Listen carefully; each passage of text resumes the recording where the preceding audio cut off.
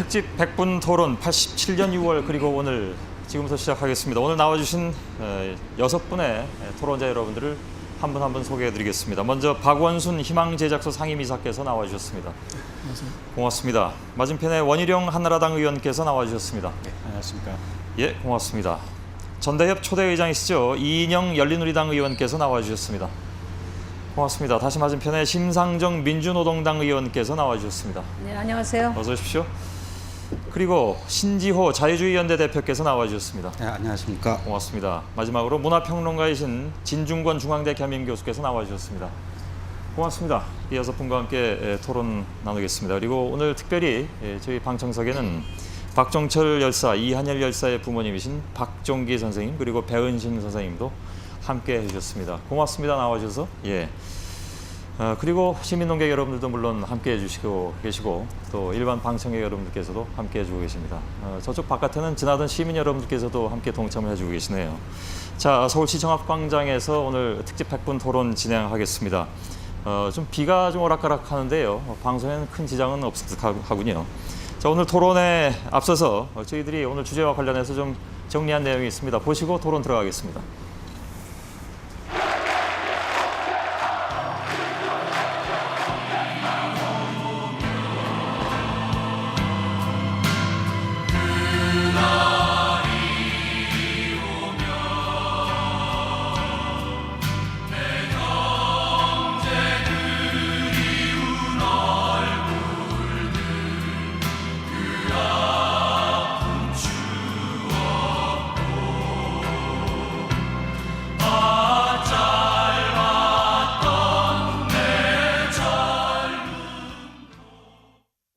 전두환 정권의 집권 연장 계획이 노골화되어가던 87년 1월 서울대생 박종철 군이 치안본부 대공분실에서 조사받던 중 사망한 사건은 엄청난 파문을 불러일으켰다.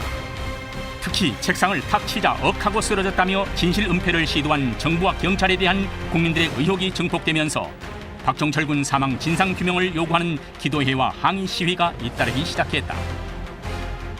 정치권에서도 김대중, 김영삼, 양김씨를 앞세운 민주당 창당이 본격화되고 대통령 직선제 등 민주화를 요구하는 목소리가 거세지자 전두환 정권은 4.13 호원 조치를 발표해 국민들의 바람에 찬물을 끼얹었다.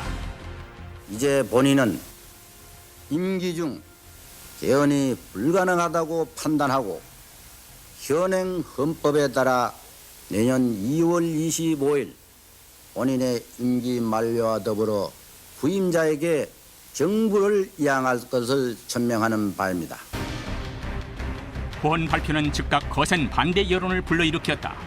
김수환, 추기경을 비롯한 사회 각계에서 비난 성명을 발표했고 5월 20일 경찰이 박종철 군 물고문 사망의 원인을 은폐 조작했다는 사실마저 밝혀지면서 국민의 분노는 폭발하기 시작했다. 5월 말 재야인사와 민주당 등 광범위한 민주 세력이 결집되어 민주헌법쟁취국민운동본부가 탄생했고 6월 9일에는 연세대생 이한열 군이 학교 앞 시위 도중 체류탄을 맞아 중상을 입는 사건이 일어났다. 6월 항쟁의 서막을 연 6월 10일 범국민대회는 서울을 비롯 전국 22개 도시에서 광범위하게 진행되었다. 대학생들을 중심으로 한 가두 시위에 일제히 자동차 경적을 울리고 일반 국민들은 손수건을 흔들며 동참했다. 경찰의 무차별 진압 속에 전국에서 3,800여 명이 연행됐지만 시위는 밤까지 이어졌고 이후 5박 6일간의 명동성당 농성투쟁은 6월 항쟁의 기폭제가 되었다. 호헌 철폐, 독재 타도의 열기는 뜨거웠다. 최루탄 추방대회가 열린 18일에는 경찰의 원천 봉쇄도 불구하고 최대 인파인 150만여 명이 전국의 거리를 메웠고 26일에는 전국 37개 도시에서 국민평화대행진이 열리는 등 불붙은 국민들의 민주화 열망과 함성은 높아만 갔는데 결국 노태우 민정당 대표위원은 직선제 개헌, 구속자 석방 등을 포함한 시국 수습 방안, 즉 6.29 선언을 발표함으로써 국민들의 뜻에 항복하고 말았다. 대통령 직선제 개헌을 하고 새 헌법에 의한 대통령 선거를 통해서 88년 2월 평화적인 정부 이양을 실현하도록 해야 하겠습니다. 7월 9일 다시 서울시청 앞 광장에는 100만의 인파가 모여들었다. 이한열 군의 장례식이 치러진 이날은 6월 항쟁의 마무리이자 민주화의 새로운 여정을 시작하는 슬픔과 희망이 교차하는 역사적인 순간이었다.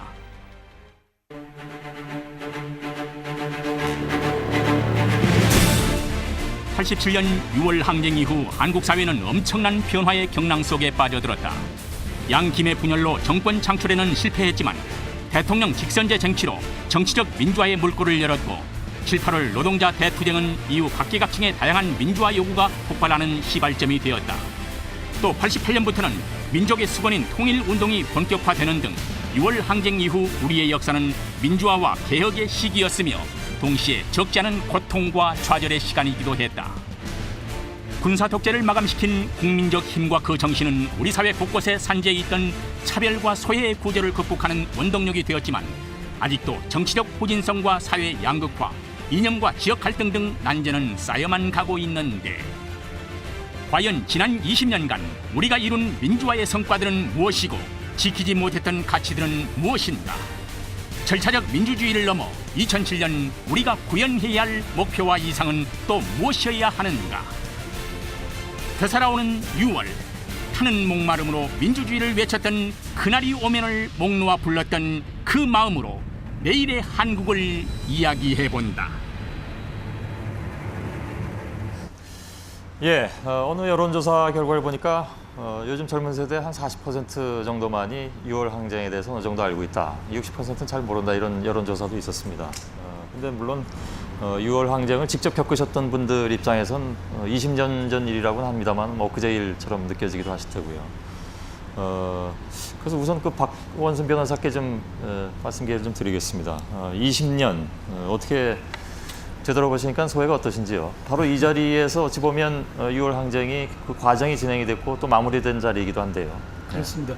뭐 모든 국민들이 다 그러시겠지만 저도 참 감개가 무량합니다. 20년 전에 저는 화면들을 보니까 사실 그때는 저도 30대 초반에 아주 굉장히 젊은 혈기방장한 변호사였는데요. 지금 이렇게 넋으리해졌습니다. 예. 저는 그때 그 당시를 생각해 보면 어둠이 깊으면 새벽이 가깝다. 뭐 이런 생각을 하면서 정말 위중한 그런 시대를 살았던 것 같습니다. 그 당시 뭐 굉장히 많은 양심수들이 생겨났고 정치인이나 학생, 노동자는 말할 것도 없고 그 예술가라든지 심지어는 뭐 종교인들까지 그 감옥으로 가는 대열에 합류를 했죠. 그런데 그렇지만 또 사실 뭐 너무나 많은 사람들이 그렇게 법정 앞에서는 문전성시를 이루고 저희들 또 인권 변호사들한테는 참 뭐 고객이 굉장히 많았던 시절이었는데 우리 이인영 의원님 같은 경우도 그때 보니까 고객 중에 한 사람이었네요 보니까. 그런데 저는 사람들이 그 당시에 그러니까 감옥 가는 것이 두렵지 않은 시대. 그 당시 가톨릭의 지학순 주교님이 그런 말씀을 하신 걸로 기억이 나는데요. 정말 많은 국민들이 군부 독재의 억압하에서도 정말 정의가 강물처럼 흐르고 또 평화가 들꽃처럼 피는 그런 세상을 꿈꾸었던 그런 시대였던 것 같습니다. 그래서 우리 한국 사람들이 이렇게 좀 정의감이 저는 특별히 더 강하고 다른 민족에 비해서는 또 이렇게 뭔가 하나가 되는 그런 공동체 의식이 어려운 때일수록 더 강했던 그런 시대가 아닌가. 그래서 지금 참 많은 문제들이 우리 앞에 있지만 분열과 갈등도 많지만 저는 6월 정신을 우리가 다시 회고하면 또 다시 그 정신을 되살린다면 얼마든지 극복 가능한 그런 위대한 시대가 아니었을까 이렇게 생각합니다. 예. 이인영 의원은 그 당시 구속 중이시지 않았습니까 혹시? 네. 87년 6월 10일 바로 이 자리에서 6월 항쟁을 시작했고 7월 9일 이한열 열사의 장례식을 통해서 연도한 100만 명의 서울 시민들과 함께 6월 항쟁은 마무리되었습니다. 저는 6월 10일 날 그 경찰서에서 서울구치소로 호송되는 그 차의 틈에서 바로 이 자리에서 6월 항쟁을 가로막고 나선 전투경찰들도 보았고 또 6월 항쟁의 함성과 몸짓으로 나선 의로운 정의로운 그 국민과 학생들을 만났습니다. 철창이 우리를 가로막아도 민주주의는 또 우리들의 항쟁은 가로막을 수 없다. 예. 이런 확신이 들었었습니다. 돌이켜보면 제 인생에서 가장 순수하고 열정적이었던 그런 시간이었던 것 같습니다.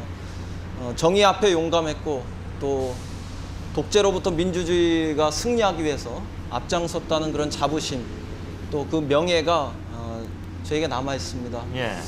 뭐 이제 그 역사는 그 주인이 대중이구나.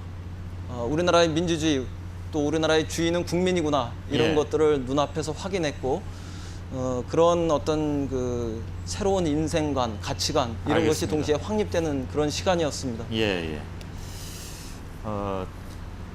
20년 전에 학생운동 하시던 때 그 말투가 그대로 나오십니다.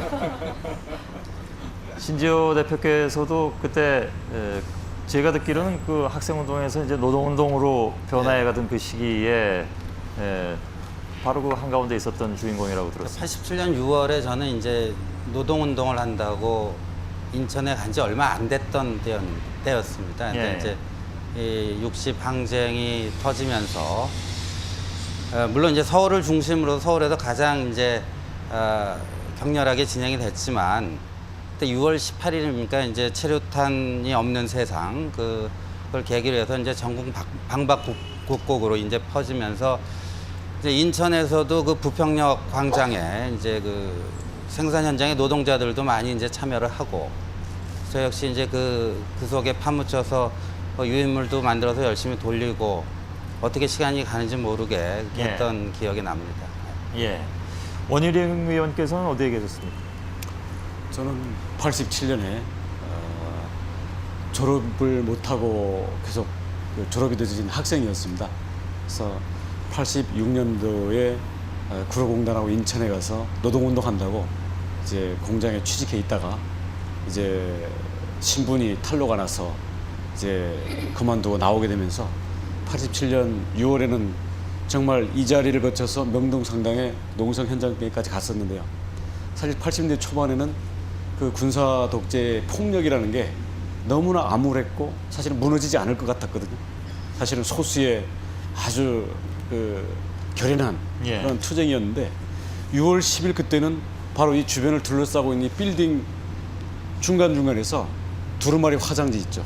그것을 위에서 뿌려주고 지나가는 시민들이 담배도 주고 아이스크림도 사다 주고 이런 거 보면서 시민의 동참 속에서 승리의 그 감격을 제대로 느껴봤던 첫 경험이 아니었나 싶습니다. 예, 예.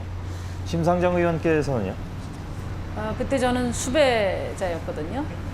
이제 아주 긴장과 고립 속에서 활동을 하다가 대규모 집회가 있는 그런 날은 수배자에게는 말 그대로 화려한 외출이었어요. 그래서 그날도 이제 그 마스크 하나 주머니에 찔러 넣고 노량진에서 결집을 해서 일로 왔는데 정말 입이 딱 벌어졌습니다.